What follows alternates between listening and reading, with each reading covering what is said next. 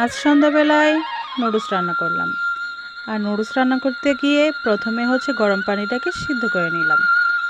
সিদ্ধ করার এক পর্যায়ে ঝালনির মধ্যে ঢেলে পানিগুলোকে ঝরিয়ে ঠান্ডা পানি দিয়ে ধুয়ে নিলাম। তাহলে নুডলসগুলো একটা আরেকটার সাথে জড়া পাকাবে না। এভাবে রেখে দিলাম। তারপরে কড়াইতে তেল দিলাম। কড়াইতে তেল দেওয়ার পরে পেঁয়াজ কাঁচামরিচ কাটে রাখা ওগুলো দিয়ে দিলাম।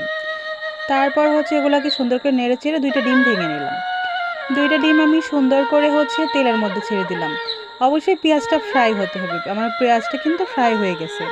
আমি তারপরেই ডিম দুটোকে ঢেলে দিয়ে ভালোভাবে ভেজে নিব। তারপরে এক এক করে সেখানে একটু লবণ, হলুদ গুঁড়ো আর একটু মরিচের গুঁড়ো দিয়ে দিলাম। আপনারা চাইলে ধনে গুঁড়োও দিতে পারেন। আমি তো ধনে গুঁড়ো দিয়ে নিয়েছি যেন ডিমের গন্ধটা না করে।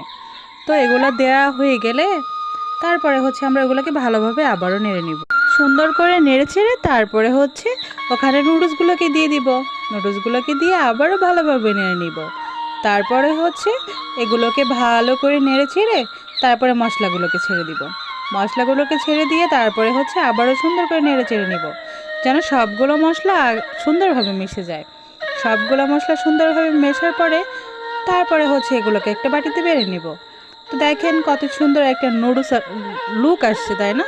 নুডলসের কালারটা কিন্তু অনেক বেশি সুন্দর হয়েছে। তারপরে একটা বাটিতে বেড়ে নিলাম। আর আমি একটা ডিমও সিদ্ধ করে নিয়েছিলাম, সেই ডিমটা উপরে ছিটিয়ে দিয়ে কত সুন্দর একটা নুডলস হয়ে গেল। আপনারা চাইলে কিন্তু এভাবে বিকেলের নাস্তা করতে পারেন। আমি কিন্তু মাঝে মাঝে নুডলস রান্না করে থাকি। আমার কাছে নুডলস অনেক বেশি পছন্দ। তো ভিডিওটা ভালো লাগলে অবশ্যই আমার চ্যানেলে